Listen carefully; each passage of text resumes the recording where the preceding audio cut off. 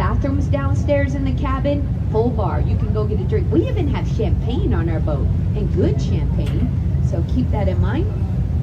Anybody up top, you can see what I'm talking about. If you're down below, if anybody's down below, you need to come upstairs. The best view is up above. Also, if you want to stay downstairs, stay on the right side of the boat, because I mainly talk about buildings on the right side. All right, we ready? Can everybody hear me okay? Okay, let's do this. You excited? I'm excited. Okay, here we go. Let's talk about our first building coming up on our right. Over here, this tall one. Let's look at that building. You probably know the name on that building. This building is Trump International Hotel and Tower. This building, 1,362 feet tall. Who is the architect? Adrian Smith from Chicago, built in 2009. Do you guys see the antenna up there at the very top? Yes, the antenna counts for the height because it's non-removable. Now looking at this building, it's wrapped in steel with a glass facade. So a 5-star luxury hotel. In fact, you guys get off the boat, go into the hotel and get a beautiful picture up there. You can go up there for free. It's a hotel. And people live in this building. Now what's interesting, this is residential. So residential buildings are always made out of concrete. If it's a business, it's steel and concrete. Now, where's the tallest building in the world today? Dubai, the Burj Khalifa. You want to know how tall that building is? 1 tower and a half. Who's the architect? Adrian Smith, again from Chicago. Now he's working on the tallest building in the world. It's going to be in Saudi Arabia. You want to know how tall it's going to be? 2 of these towers. I can't even imagine how tall that building is. Now Adrian Smith, he does meet with our tour guides. Unfortunately, I'm always working, but one day I'm going to take off because I want to meet Diane. He's incredible. Good morning over there.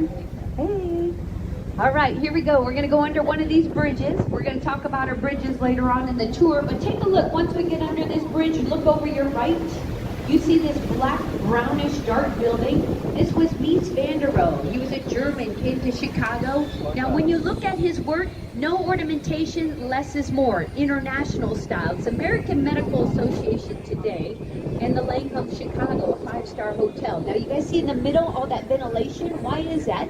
That was formerly the IBM building. Remember those old IBM computers generated so much heat? So you needed extra ventilation. We're going to see a lot of his work on the tour. Now he opened his first architectural school here in Chicago called the Illinois Institute of Technology. He had a student by the name of Bertrand Goldberg. Look at this, Marina City, Marina Tower. People call them the corn cobs, the most photographed residential buildings here in Chicago.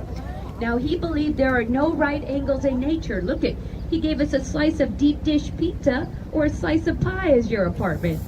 Now these were built in 1967, 1969, 19 rows of parking, 878 apartments. Now, the residents do not park their car. We like to have a good time in Chicago, so it's all valet. Twice the car's gone off for a movie and a commercial. Now, why do they call it a city within a city? Bowling alley, movie theater, ice skating rink, grocery store, and a K-6 private school still in that building today. Is that incredible? Now, I started back at work 3 weeks ago. I love to look at the cost of these. One's for sale on the 53rd floor facing west. It's going for $425,000. It's 1,100 square foot and has not been remodeled since 1969. Now their HOAs over $1,000 a month. That's maintenance on the building and paying for things. To your right, Skidmore, Owens and Merrill, 1987. That is all new in the last 2 years. They built that they can use that all winter long. The pizza is very good. I've had it, Portofino's. Over here on your right, one of my favorite buildings. Look at this, typical warehouse in Chicago, red terracotta brick. Now look at this, 1914. The architect is George Nimmons. It's the Reed Murdoch building. Now look at this. It's asymmetrical today. 6 columns on your right. You got your center column, 5 on the left. They had to take a portion of the building down to widen the road LaSalle. Now what do you guys see at the very top of that typical warehouse? A clock. Why do we have clocks on our warehouses? Well, in the 1900s, it was a luxury to own a watch. This way, people knew what time to report to work, what time it was. Now, see, What's cool about our city in Chicago, we don't need that fancy Apple Watch. You just look up on our buildings and you can see the time and sometimes the temperature. Not fun in the winter. Now look at this building. This is a LEED Platinum building. Leadership, Energy, Environment, and Design. It's like the Oscars of movies. Now what's interesting, this building does not have air conditioning. How they cool the building, they take the river water all the way to the top of that building. It flows through the building and cools that building. Now, when that water comes back into the river, it's affecting our fish. How many different types of fish? 70. Oh, you guys are awake. Good job. Yes. We still do it with this building today, but not our newer buildings because we're worried about the fish. Okay, look at this building. If you want to go inside this building, you can go. It's public access. It's retail, like furniture, kitchen stuff, tiling. But this is the merchandise mart. Look at this. Built in 1930. The style of architect is Art Deco. See the vertical lines? They draw your eyes to the top. You see the setbacks and the ornamentation. This building is 4.5 million square feet. You're like, Justine, how big is that building? It takes up 5 acres of space. There's only one building that takes up more. It's in Washington, D.C. Pentagon. Well done. Yes, yes. Used to have their own zip code back in the day. And you can go in this building. It's public access, so feel free to walk over there and go inside. Now, this was built in 1930, cost $30 million. Do you guys know who Marshall Fields is? Like a Macy's and Nordstrom's. Yes, he had 14 warehouses all over Chicago. He wanted them all under one roof. He paid $30 million. But then, 1940s, he owed some back taxes. My locals in Illinois, we have the second highest property taxes in the United States. Yes. Who is on the boat from New Jersey? You are number one. Yes, yes, yes. That's the one time we don't want to be number one. Now, it's interesting. He had to sell the building because he owed back taxes. He sold it for $13 million to the Kennedys. The Kennedys bought it. They sold it in 1998, $575 million. Not a bad return on investment. Now, the Kennedys own this, Wolf Point today. This is where Chicago was found. The Native Americans came to Chicago, opened their first trades and tavern, and they called it Chicago. My locals know what Chicago stands for. Strong, stinky, smelly onions. Yes, get excited, right? New York, home of the Big Apple, we're the home of the smelly onions, apparently. Now, you saw this building. This is a new Salesforce building. It's not completed yet. There's workers inside. This is Wolf Point West on the other side. So that's residential.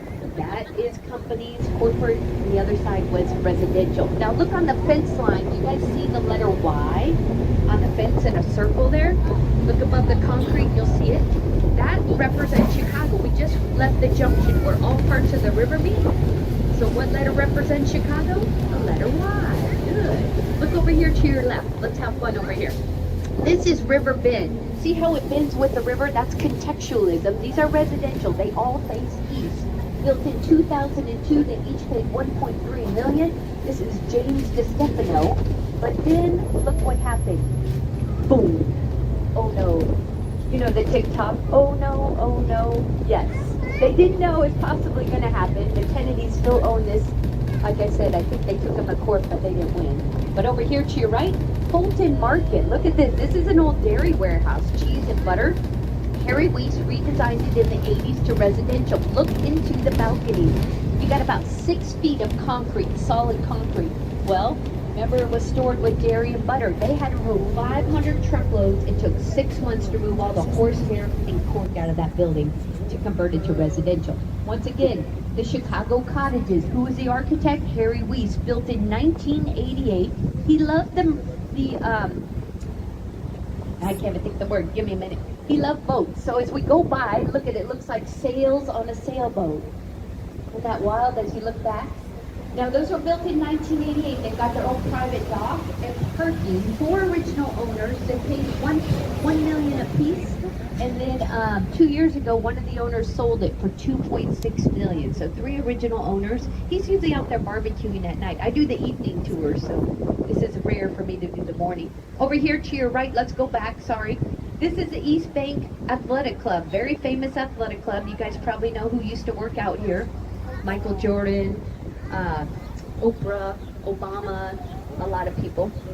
Now, what's interesting, the river was not very pretty back in the day. Even right now, it's not very clean. I mean, it's clean, but it doesn't look clean, right? People didn't want to come down here. It smelled bad. Nobody wanted to look down here. Then they cleaned up the river. They put on these windows, and now you got this beautiful private club. But look over here to your left. Look at these. These are 7-day European cottages. Aren't these gorgeous? They were built in 2003. They sold for 1.3 million a piece. Now, what's interesting, it's called Kinsey on the Park. You are allowed to go in there and walk. To be a tour guide, there's a lady that sits here and grades us as a tour guide, and she has a PhD in architect, and she either says we pass or fail, but she thought she could afford one of these, but they cost 1.3 million. They were all sold before even one was built. They rarely go up for sale. You are allowed to go in there, but down below, the patio, second floor, the family room and kitchen, and all the way at the top is a master bedroom. And we're gonna come back, you'll see these. Okay, back to the, let's look inside these people's apartment. Oh my goodness, she's out there. Okay, this is an old printer's warehouse back in the 1920s. Look at this. I like it at night because I'm like, we can see inside. It's fun. But this was an old warehouse, so you know it's been converted to residential. You know why? You see the balconies there. That's called adaptive